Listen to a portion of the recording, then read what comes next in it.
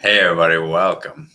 My name's Alec, and today I want to talk about, it's kind of a difficult question here, is what if I get what I want? What if you really get what you want and then you still don't feel happy? That's the big question.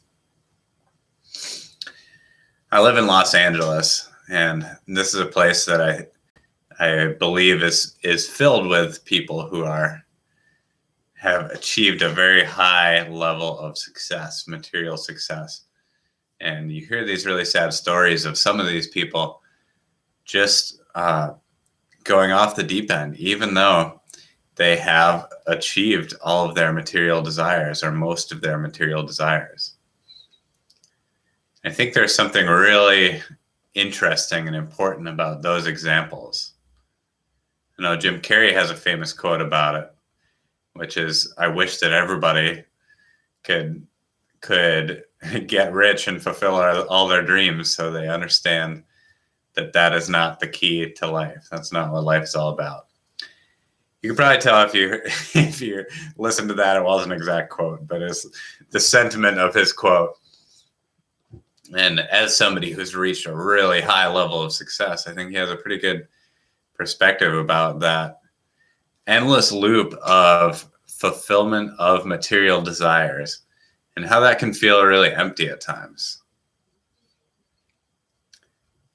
Because it's not the only thing. It's not what life is all about.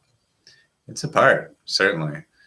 So I want to talk about this idea of how do we really create happiness? How do we really create fulfillment, feel good in our lives? Because I've had this experience myself of going after the next thing and the next thing and the next thing and actually getting those things, manifesting my desires. And then after they come in, being like, oh, I still kind of feel the same as I did before, right?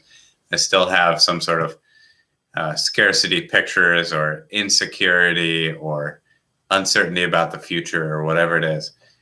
And here's part of my message today, which is that those energies will always be there if you keep tuning into them. There's always something to be afraid of. There's always something to feel scarce about. There's always something to feel insecure about. So if you are choosing to tune into those channels, you're basically going to keep going there, keep going round and round in these loops. So I think that the issue is not seeking to fulfill your desires. The issue is thinking that the fulfillment of your desires will solve all your problems or will finally make you feel perfectly happy and good. That's where the problem lies, because that is a mindset that will always and inevitably lead to dissatisfaction, disappointment, and suffering. That's why, like in the Buddhist tradition, they talk about how desire is suffering. Life is suffering because it's this endless seeking of desires that inevitably don't bring lasting happiness, lasting satisfaction. I think that is a little bit of a mistranslation, or at least I think it's an incomplete idea. I think what is more accurate would be to say that life has suffering.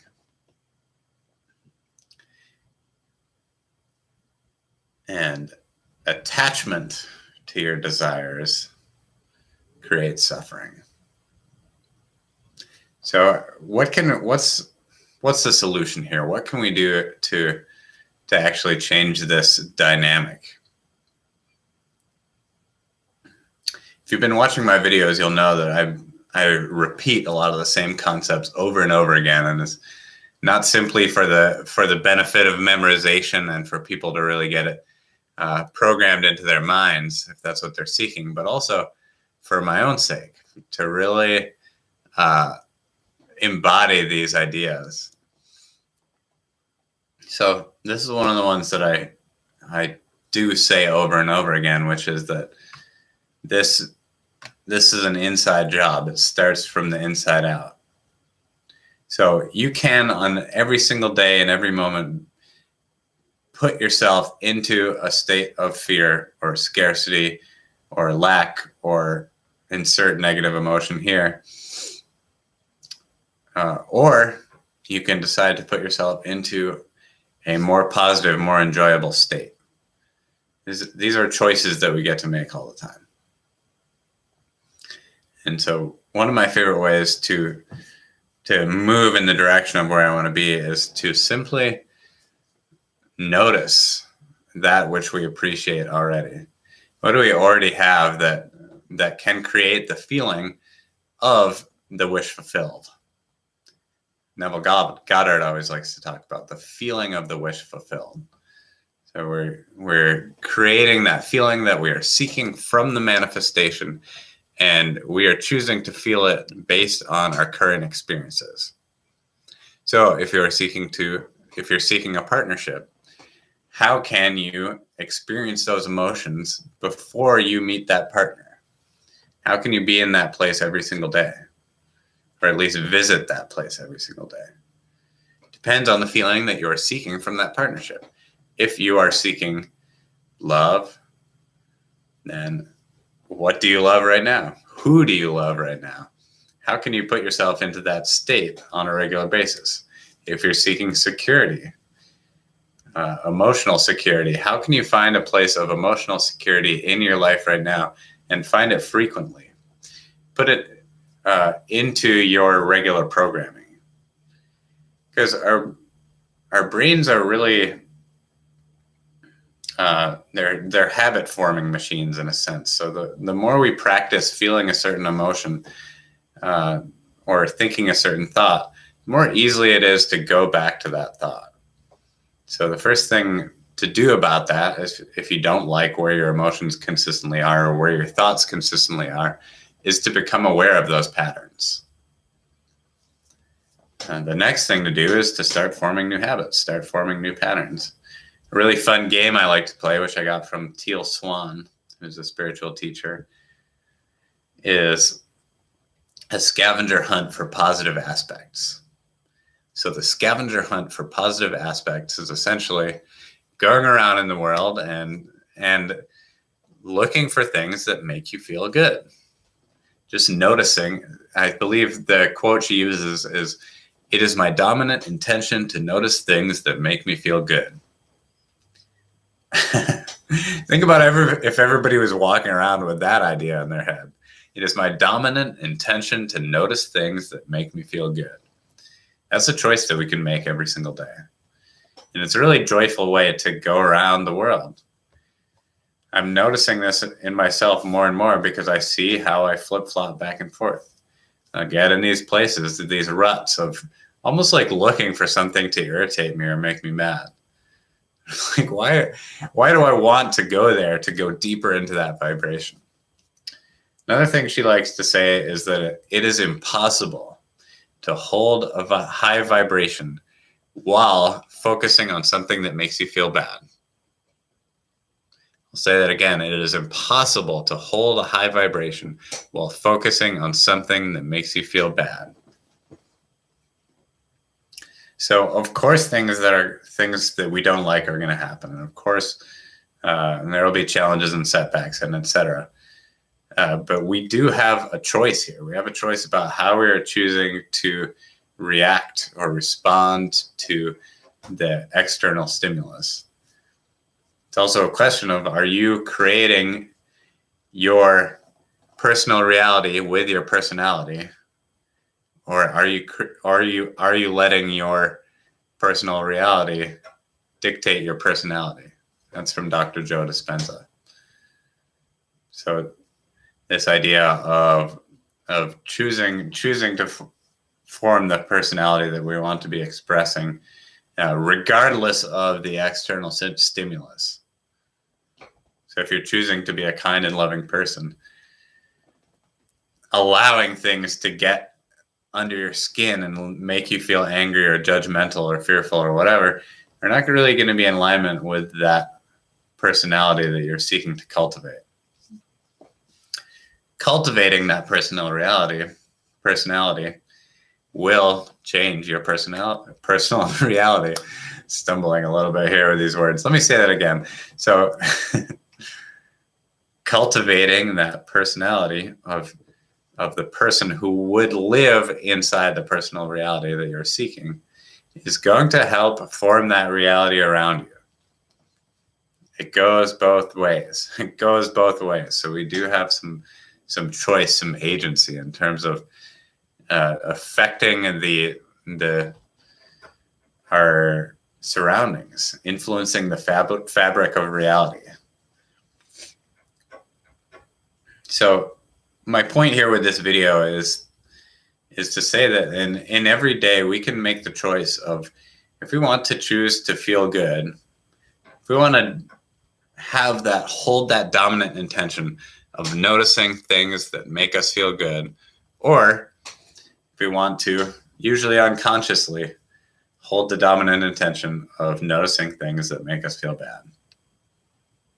Because I notice a lot of people who are in that mindset, and I definitely know that I am there sometimes. So simply becoming aware of that dynamic is a really powerful step in terms of moving forward. And actually, an interesting dynamic also happens, which is that a certain level of detachment from the outcomes that you're seeking can actually make them come a lot more easily. Especially if you're seeking a relationship, if you're seeking to manifest a partner, if you're getting really tight and being like, oh my God, I need to meet them soon. I'm getting older. Like, what's going to happen if I turn 40 and I haven't met my person yet? And getting into all this like tight negative energy, that energy is repellent, and it's going to push that exact thing that you're seeking away from you. So kind of this carefree confidence, this understanding that you are divinely guided in all ways. And whatever it is will manifest in divine order with divine timing. Having that as your baseline, sort of your fundamental vibration, or your vibrational set point that you come back to, is a really powerful place to be. It's a really powerful place to be. So, not by any means saying that I am there all the time, but it is certainly something that I'm continually striving for, and that I notice such an extreme difference between when I'm there and when I'm not there. So that's my thought for today. I'm noticing myself, again, going kind of back and forth between those two paradigms, and it's really interesting to see how different they are and see how different I feel depending on which one I'm tuned into. Finally, just want to say that I'm not by any means saying that you shouldn't try to manifest your desires, or that it's bad or wrong or anything. I'm all about manifesting my desires. It's a lot of what I talk about and what I teach. All I'm saying is that the extreme attachment to reality being exactly how you want it to be, to everything fulfilling your needs and your desires exactly how you thought they would come about, is a sure way to create suffering and disappointment for yourself. So, no reason to do that. It's not necessary. There's enough suffering out there already, so it's much nicer to choose to feel good and feel happy as much as possible. It brings those manifestations towards you. And you're good either way. You're good either way. You're divinely guided in all ways. So, finally, I want to tell you guys about the courses I have coming up. I've got the meditation plus manifestation course, which is getting into having a really simple meditation practice and manifestation practice. And it talks about this dynamic that we've been talking about in this video as well. Just getting into the right relationship with the manifestation of your desires, and actually cultivating that carefree confidence, cultivating that vibration that actually makes it a lot easier to bring those things towards you. So the next class is a month-long class. It meets once a week, starting right before the full moon, which is next Wednesday, June 9th. If you want to join me for that, just send me a message here on Facebook, on Instagram, or you can also sign up for it when you buy my book on loveattraction.info. If you don't want to do the class, but you just want to check out the book, and that's where you find it. And there's also an audiobook there if you prefer to have it coming into your ears instead of through your eyes. I'd recommend both, actually. If you want to see my visual artwork, that is on my website, www.narwhal.com. That's GNARWHAL. And I also have it on my Instagram at Alec Fall Hamilton. That's it. Thanks for watching, everybody, and I will see you soon. Peace be with you.